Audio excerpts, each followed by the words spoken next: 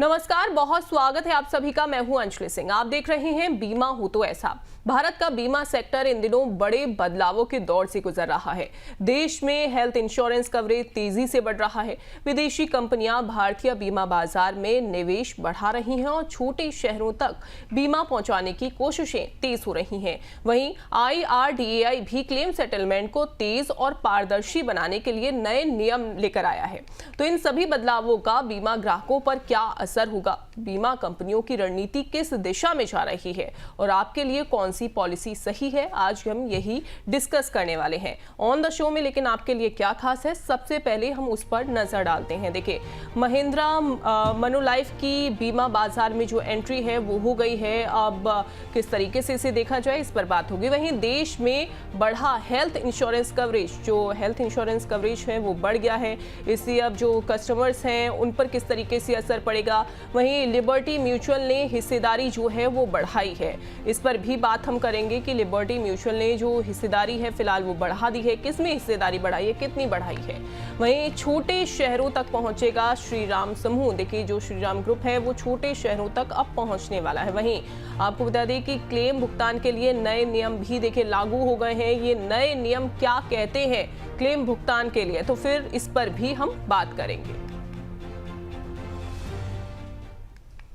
तो आज हमारे साथ शो में जुड़ रहे हैं insurance expert and founder GMT Thrivex Suraj Paul ji. Suraj ji, आपका बहुत स्वागत है। Thank you so much Anjali ji. Thank you so much for inviting me again.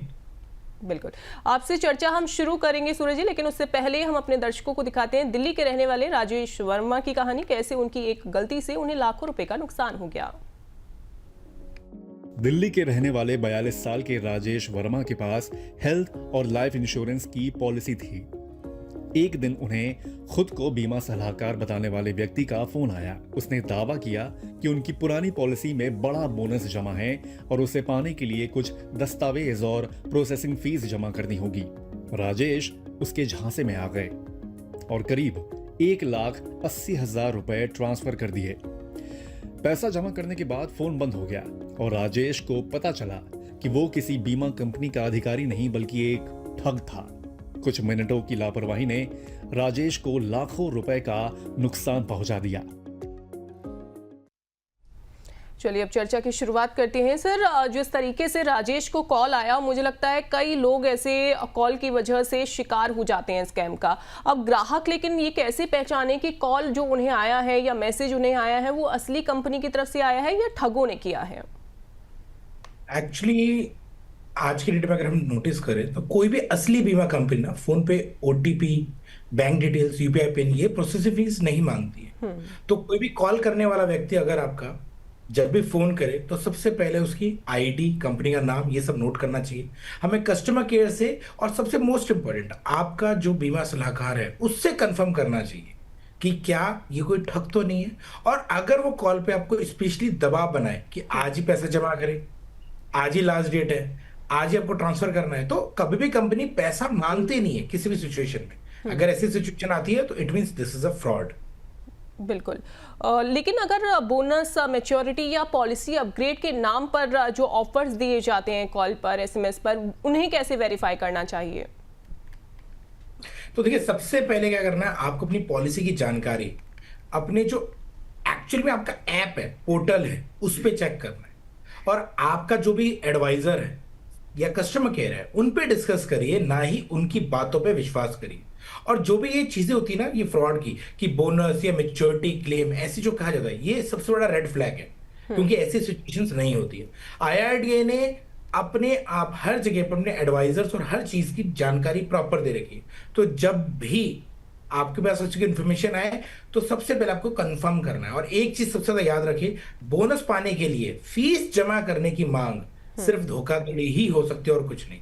बिल्कुल। तो इस तरीके से अगर आपको कॉल किया जाता है, बोनस के लिए आपको कहा जाता है और फिर आपसे कहा जाता है कि बोनस का अगर लालच दिया जाए और कहा जाए कि आपको फीस जमा करनी है, तो ऐसी कॉल्स को आप अवॉइड कर सकते हैं। लेकिन अगर हम बात करें सूरज जी कि अभी बीमा मार्केट में बीमा से जुड़े हुए ऐसे कौन से स्कैम हैं जो आजकल बहुत ज़्यादा ट्रेंड में हैं, या स्कैमर्स आजकल इन्हीं सारी चीज़ों को अपनाते हैं?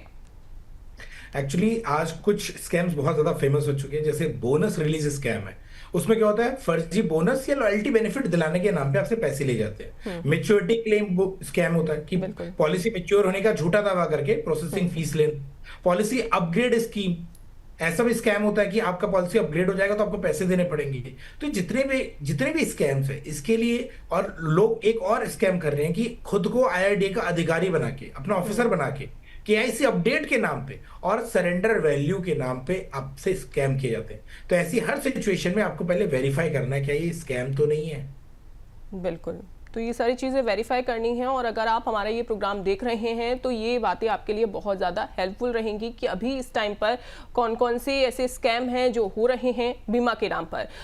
अगर किसी व्यक्ति के साथ में सर धोखाधड़ी हो जाए तो कहाँ उसे शिकायत करनी चाहिए, उसे क्या तुरंत कदम उठाना चाहिए? देखिए, सबसे पहले तो उसको अपने बैंक ट्रांजेक्शन्स को ब्लॉक करना है, नेट बैंकिंग ब्लॉक करनी है, 1930 पे इमीडिएटली शिकायत दर्ज करनी है। और national cyber crime reporting portal है, उस पे ही मेल भी करना है, कॉल भी करना है, आपको बताना है कि भैया आपके साथ फ्रॉड हुआ है। अपने पास सारी डिटेल्स रखनी है, चाहे वो कॉल रिकॉर्ड हो, चैट हो, स्क्रीनशॉट हो, बैंक ट्रांजेक्शन हो। सबसे नियरेस्ट पुलिस स्टेशन जाके एफआईआर दर्ज करानी है और पैसे रिकवर करने के लिए आपको अप्लाई करना है। लेकिन एक चीज ध्यान रखना है, जितनी जल्दी आप इस चीज को रिक्वेस्ट जनरेट करेंगे उतनी ज्यादा चांसेस आपकी रिकवरी के। बिल्कुल, तो कुछ चीज़ें आपको ध्यान में रखनी है। जब भी आपके साथ कोई भी मान लीजिए ऐसा कोई फ्रॉड हो जाता है तो सबसे पहले आपको बिना टाइम गवाए अपना आपको पुलिस में जाकर कंप्लेन करनी है और आपका जो बैंक अकाउंट है उसे आप कुछ टाइम के लिए या तो आप बंद करवा सकते हैं या फिर उसे फ्रीज करवा सकते हैं। चलिए, अब अपने दर्शकों के लिए हम कुछ खबरें लेकर आए हैं। देखिए, महिंद्रा ग्रुप और कनाडा के मनुलाइफ को भारत में लाइफ इंश्योरेंस कारोबार शुरू करने के लिए कॉर्पोरेट मामलों के मंत्रालय यानी एमसीए से मंजूरी मिल गई है। दोनों कंपनियों ने महिंद्रा मनुलाइफ इंश्योरेंस लिमिटेड नाम से 50-50 जॉइंट वेंचर बनाया है। ये नई कंपनी करीब 9 लाख करोड़ के भारतीय लाइफ इंश्योरेंस बाजार में एंट्री करेगी। कंपनी का फोकस ग्रामीण और सेमी अर्बन क्षेत्र में बीमा पहुंच बढ़ाने और डिजिटल फर्स्ट मॉडल पर काम करने का होगा। दोनों ने इस कारोबार में कुल 7,200 करोड़ निवेश करने की योजना भी बनाई है, जिससे बीमा क्षेत्र में विदेशी निवेश और प्रतिस्पर्धा बढ़ने की उम्मीद है। सर, महिंद्रा मनुलाइफ की एंट्री को आप किस तरीके से देख रहे हैं और भारतीय बीमा बाजार के लिए कितना बड़ा ये जो घटनाक्रम है वो माना जाए?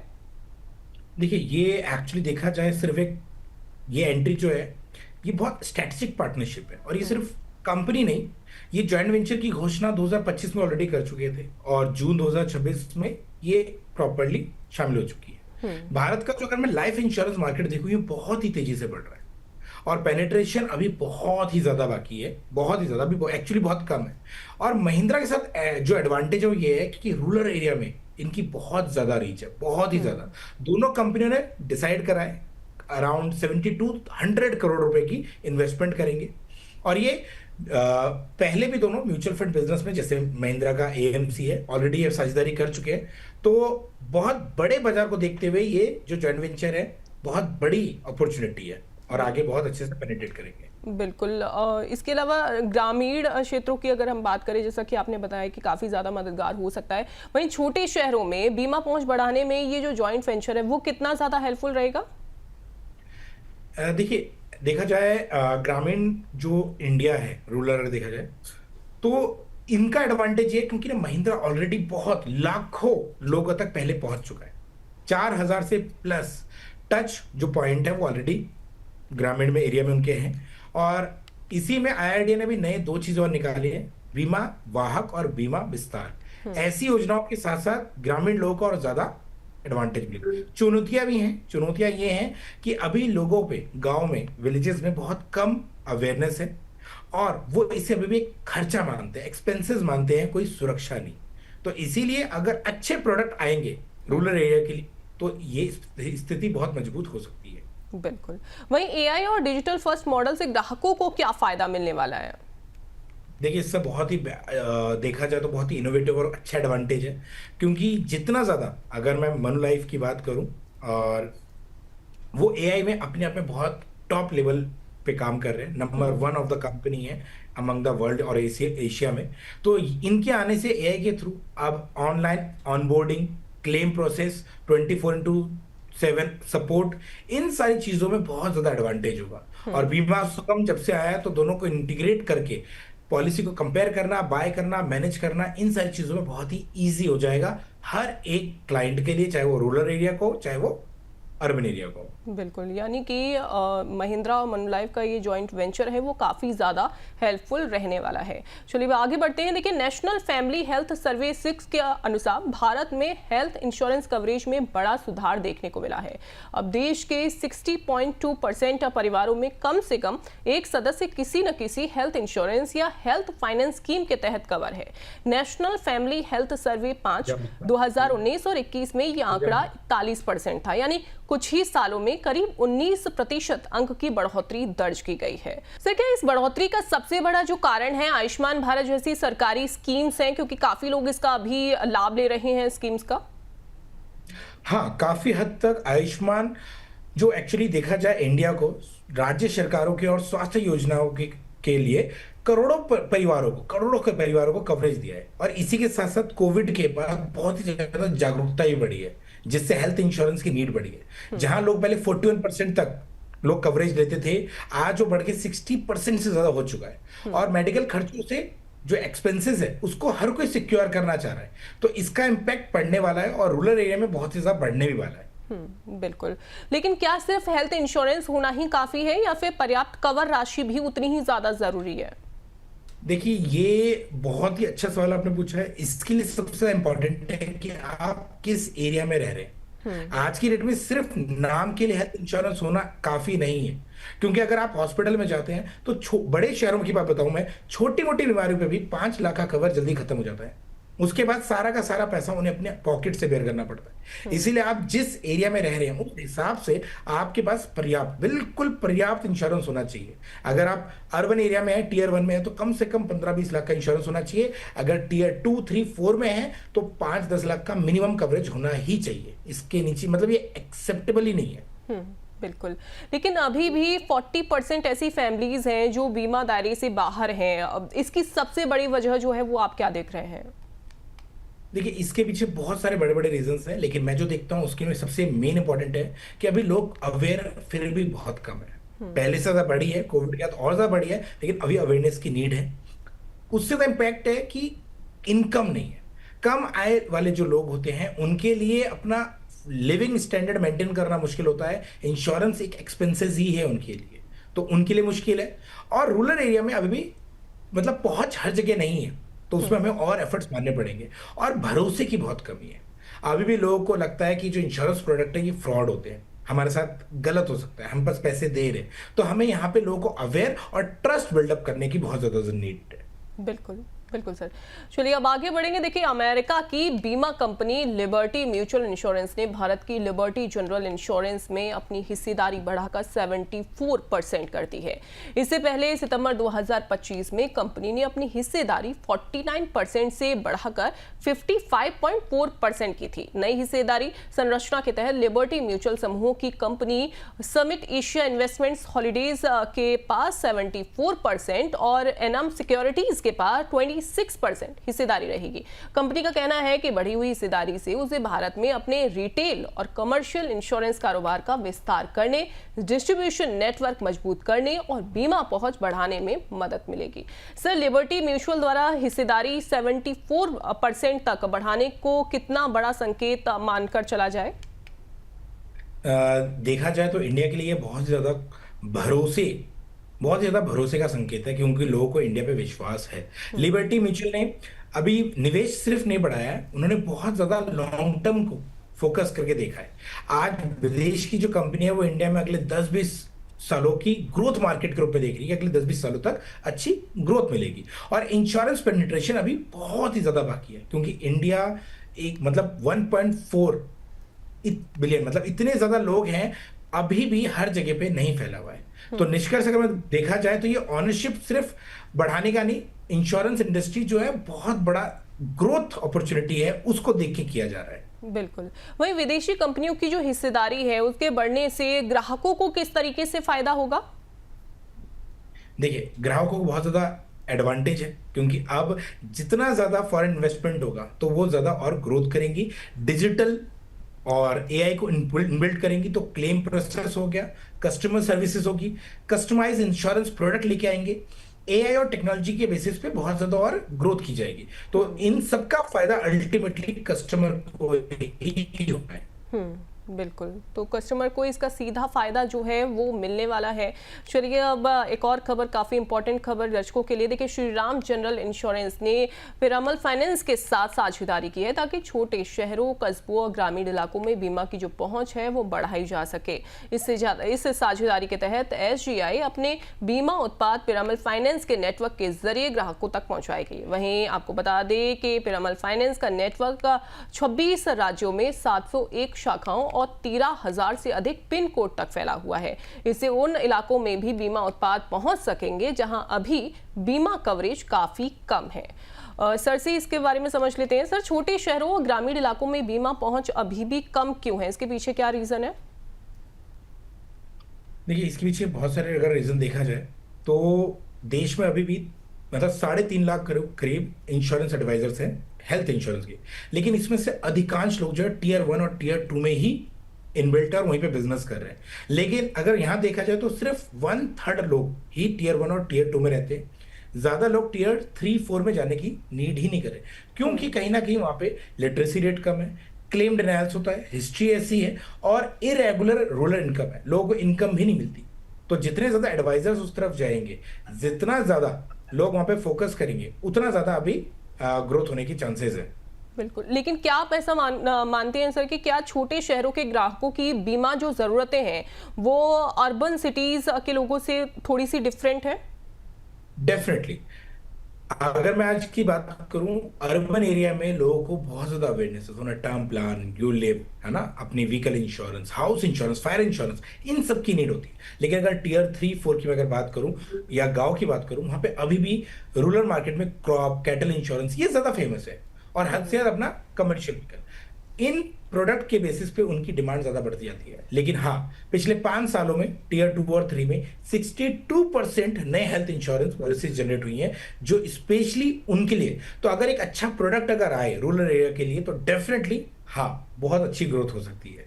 बिल्कुल। और जी, ये जो श्रीराम जनरल और पिरामल फाइनेंस की ये जो साझेदारी है, क्या ऐसी साझेदारी इंश्योरेंस फॉर ऑल लक्ष्य को हासिल करने में मदद करेंगी आने वाले समय में?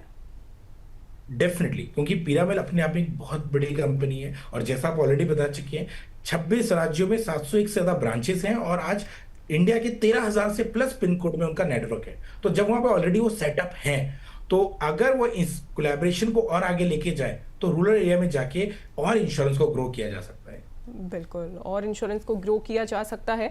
चलिए अब आखिरी खबर जो हम अपने दर्शकों के लिए लेकर आए हैं वो बहुत ही इंपॉर्टेंट है। देखिए, IRDAI ने बीमा कंपनियों के लिए क्लेम सेटलमेंट और ग्राहक सेवा से जुड़े नए नियम लागू किए हैं। अब बीमा कंपनियों को क्लेम आवेदन मिलने के बाद तय समय सीमा के भीतर फैसला करना होगा और क्लेम भुगतान को पूरा भी करना होगा। नए नियमों के तहत बीमा कंपनियों को 15, 30 और 60 दिन की समय सीमा में अलग अलग टाइप के क्लेम का निपटारा करना होगा। वहीं पॉलिसी में नॉमिनी बदलने जैसे अनुरोधों को 7 दिन के भीतर पूरा भी करना होगा। इसके अलावा बीमा कंपनियों को ग्राहकों की जो शिकायतें हैं, क्लेम निपटान और सेवा गुणवत्ता से जुड़े आंकड़े सार्वजनिक भी करने होंगे। सूरज जी, क्या नए नियमों से क्लेम सेटलमेंट की जो प्रक्रिया है वो क्या वाकई में तेज होगी? यस, डेफिनेटली इसका बहुत ही बड़ा इम्पैक्ट पड़ने वाला है। अब नए नियम आ चुके हैं कि अगर कोई प्री ऑथराइजेशन का क्लेम है तो उसे 1 आवर के अंदर, और फाइनल डिस्बर्समेंट जो क्लेम है वो 3 घंटे के अंदर आपको रिजॉल्व करने। इन सारे इम्पैक्ट के कारण और प्रेशर के कारण अब बहुत ही ज्यादा क्लेम में जेन्युइनली बहुत एडवांसमेंट देखी जा रही है। बिल्कुल। और बीमा ग्राहक इन नए नियमों का फायदा जो है वो कैसे उठा सकते हैं? देखिए, बीमा ग्राहक को और अवेयर होना पड़ेगा, उन्हें अपनी सारी डिटेल पहले से बतानी पड़ेगी, जो कस्टमर इंफॉर्मेशन शीट है उसकी डिमांड करनी पड़ेगी, क्लेम के टाइम पे अपने क्लेम फॉर्म को और अपने जो उन्होंने इंफॉर्मेशन दी है उसको टैली करके उन्हें पता होना चाहिए, कोई भी बात ऐसी ना हो जो उन्होंने नया बताया। इससे क्लेम में हमेशा इजी होता है और कंपनी आपको हमेशा सपोर्ट करेगी और आपका क्लेम 100% पास होगा। बिल्कुल। अक्सर हम देखते हैं सूरज जी कि कई बार लोग शिकायतें करते हैं कि उनका जो क्लेम है वो रिजेक्ट कर दिया गया है, या तमाम ऐसी शिकायतें जो हैं वो देखने को मिलती हैं। अब IRDAI की तरफ से ये जो नया नियम जो है वो लागू किया गया है, जिसमें 15, 30 और 60 दिन के भीतर का जो ये समय सीमा इसमें जो दी गई है, अब आपको क्या लगता है कि इससे जो शिकायतें हैं क्या उस पर भी असर पड़ेगा? शिकायतें कम होंगी ग्राहकों की? डेफिनेटली, बिल्कुल शिकायतें कम होनी चाहिए, क्योंकि आइडिया बड़ा स्ट्रिक्ट हो चुका है कि जो भी क्लेम का जो टाइम है, डेट है, उसी दौरान आपको उसको निर्धारित समय अनुसार उसको पूरा करना है। अगर क्लाइंट अवेयर है, वो सही जगह पे ग्रीवियांस में जाके मेल कर रहे हैं, कंपनी के अगेंस्ट कंप्लेंट कर रहे हैं, तो कंपनी किसी भी क्लेम को जबरदस्ती आगे एक्सीड नहीं कर सकती। तो इसका बड़ा एडवांटेज होने वाला है। बस क्लाइंट को थोड़ा अवेयर होने की जरूरत है और अपने एडवाइजर से साथ कनेक्टेड रहने की जरूरत है। बिल्कुल, तो क्लाइंट को अवेयर होने की बहुत ज़्यादा ज़रूरत है। चलिए अब हम बढ़ते हैं शो के अगले सेगमेंट जानो फिर मानो में।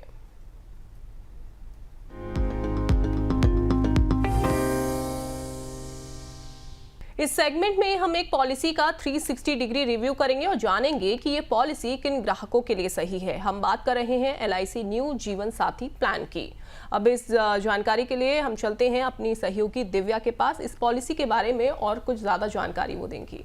चलिए, बहुत बहुत शुक्रिया अंजलि। और आज जानो फिर मानो में हमारी आज की पॉलिसी है LIC की न्यू जीवन साथी पॉलिसी। इसके की फीचर्स मैं आपको बता देती हूँ, उसके बाद अंजलि हमारे गेस्ट से डिस्कस करेंगी आपको इस पॉलिसी के लिए ऑप्ट करना चाहिए या नहीं। देखिए, सबसे पहले पति पत्नी के लिए नया प्लान ये LIC लेकर आया है।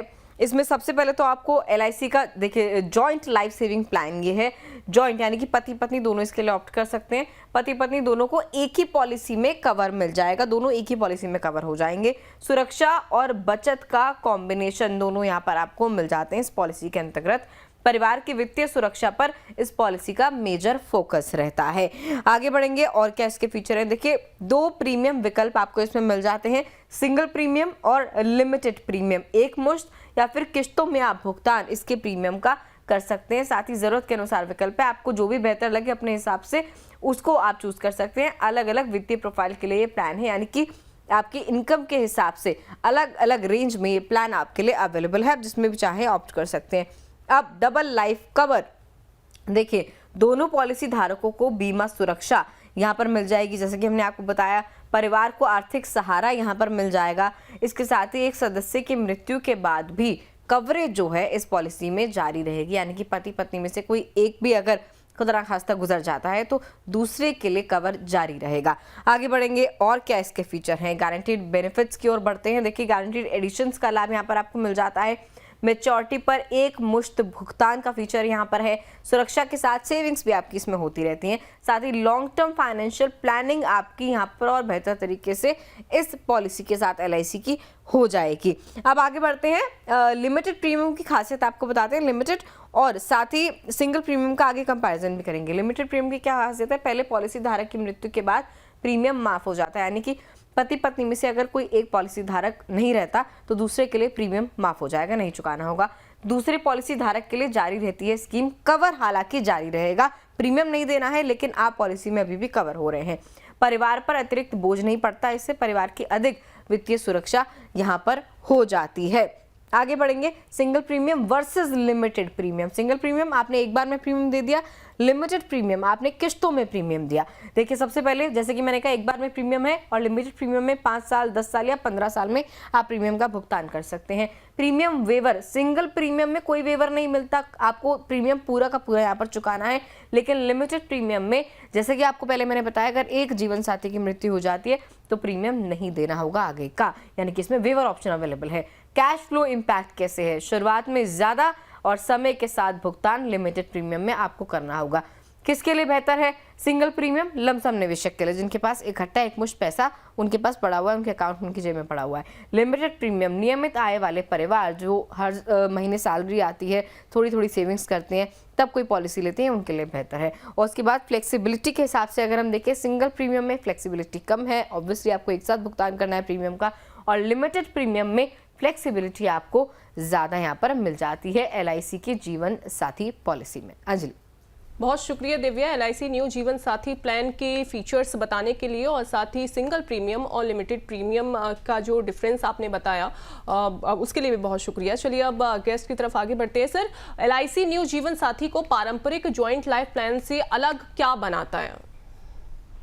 देखिए, सबसे मोस्ट इंपॉर्टेंट पार्ट जो इसमें ये है वो यही है कि दोनों हस्बैंड वाइफ को एक पॉलिसी में कवर किया जा रहा है, जिसका बेनिफिट यही है कि प्रोटेक्शन और सेविंग का एक कॉम्बिनेशन है। ये सिर्फ जॉइंट लाइफ पॉलिसी नहीं, एक couple centric financial security plan है, जिसमें आपको बेनिफिट के तौर पे एडिशनल जो गारंटीड एडिशंस है वो भी मिलेंगे। जो लिमिटेड प्रीमियम, ऑब्वियस सी बात है, सिंगल प्रीमियम में तो आपके पास ऑप्शन बचते ही नहीं है।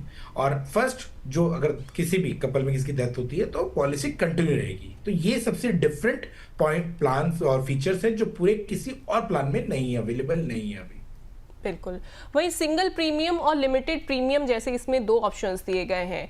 अब थोड़ा अगर मैं डिटेल में इसे समझूं, हालांकि जो हमारी सहयोगी दिव्या उन्होंने बता दिया इसके बारे में, लेकिन अगर इसे थोड़ा सा डिटेल में समझा जाए तो दोनों में, सिंगल प्रीमियम और लिमिटेड प्रीमियम में किस तरह का अंतर आप देखते हैं और किस कपल को कैसा ऑप्शन चुनना चाहिए? देखिए, अगर किसी कपल के पास एक लमसम जैसे एफडी का पैसा आया हुआ है या कोई रिटायरमेंट का फंड पड़ा हुआ है, वहां से वो इसको सिक्योर करना चाहे तो उनके लिए सिंगल प्रीमियम बेस्ट। लेकिन जो रेगुलर अर्निंग लिविंगहुड मैनेज कर रहे हैं उनके लिए हमेशा लिमिटेड प्रीमियम ही बेटर रहेगा, ताकि कैश फ्लो बना रहेगा। और प्रीमियम वेवर का ऑप्शन भी इसी में मिलता है। तो अगर भगवान ना करे कभी अगर फ्यूचर में मिसहैपनिंग हो किसी एक व्यक्ति के साथ कपल में, तो आगे का प्रीमियम देना ही नहीं पड़ेगा। तो ज्यादा जो कामकाजी लोग हैं उनके लिए लिमिटेड प्रीमियम वाला ही ज्यादा बेटर ऑप्शन है। वहीं सर, लिमिटेड प्रीमियम में प्रीमियम वेवर फीचर का जो ऑप्शन इसमें दिया क्या है, वो कितना महत्वपूर्ण माना जाए? ये बहुत इंपॉर्टेंट फीचर है। देखा जाए ये बहुत ही यूनिक फीचर ये है कि फर्स्ट डेथ के बाद भविष्य के सारे प्रीमियम जो है वो माफ रहेंगे, पॉलिसी जारी रहेगी, मैच्योरिटी बेनिफिट रहेगा। इसका मतलब ये जो कमाने वाला व्यक्ति है उसकी मृत्यु का परिवार पे कोई बोझ नहीं पड़ेगा फाइनेंशियली, इसीलिए बहुत इंपॉर्टेंट फीचर है। बिल्कुल, तो काफी इंपॉर्टेंट फीचर है। गारंटीड एडिशंस का वास्तविक फायदा ग्राहकों को सर कैसे मिलता है? देखिए, ये ऑलरेडी पहले से तय होता है, थोड़ा सा एक्स्ट्रा बेनिफिट लाभ मिलेगा उन्हें। मार्केट वोलेटाइल से कोई मतलब है ही नहीं, क्योंकि ऑलरेडी फिक्स्ड है। मैच्योरिटी अमाउंट पहले से ही दिखता है कितना मिलना है नहीं मिलना है। तो गारंटेड एडिशन का मतलब गारंटेड रिटर्न है, हाई रिटर्न नहीं है। ये प्लान उन लोगों के लिए बिल्कुल भी नहीं है जिनको रिटर्न हाई चाहिए। बिल्कुल। सर, एक आखिरी सवाल कि क्या ये पॉलिसी सुरक्षा के लिए बेहतर है या बचत के लिए, या दोनों के लिए, संतुलन के लिए? देखिए, टू बी वेरी फ्रैंक, जितने भी एंडोमेंट प्लान्स होते हैं इनमें आपको थोड़ा मिक्सचर मिलेगा। आप पूरा बेनिफिट्स ले सकते हैं। ना ही ये प्योर प्रोटेक्शन प्लान है जैसे टर्म प्लान होता है, ना ही ये प्योर इन्वेस्टमेंट प्लान है जो म्यूचुअल फंड की तरह होता है। ये दोनों का कॉम्बिनेशन है, तो इसमें चार्जेस ज्यादा होते हैं। तो दोनों का पूरा बेनिफिट नहीं मिलेगा, लेकिन दोनों का थोड़ा बेनिफिट जरूर मिलेगा। गारंटेड बेनिफिट चाहते हैं, जॉइंट लाइफ कवर चाहते हैं और रिस्क नहीं लेना चाहते हैं, तो ही उनके लिए बेटर है। LIC न्यू जीवन साथी उन दंपतियों के लिए है जो गारंटेड सेविंग और जॉइंट लाइफ प्रोटेक्ट दोनों के लिए चाहते हैं, और थोड़ा सिक्योरिटी भी। बिल्कुल, बहुत शुक्रिया सर हमारे साथ जुड़ने के लिए और अपना कीमती समय देने के लिए। Thank you so much Sanjay ji. तो आज के बीमा हो तो ऐसा में बस इतना ही। आज हमने जाना कि भारत के बीमा क्षेत्र में विदेशी निवेश लगातार बढ़ रहा है। हेल्थ इंश्योरेंस की जो पहुंच है वो पहले से ज्यादा लोगों तक पहुंच रही है। वहीं छोटे शहर बीमा कंपनियों के लिए नए ग्रोथ इंजन बन रहे हैं और IRDAI भी ग्राहकों के हित में नियमों को और सख्त बना रहा है। अगले हफ्ते फिर मिलेंगे बीमा जगत की नई खबरों, नई पॉलिसी और आपके काम की जानकारी के साथ। नमस्कार।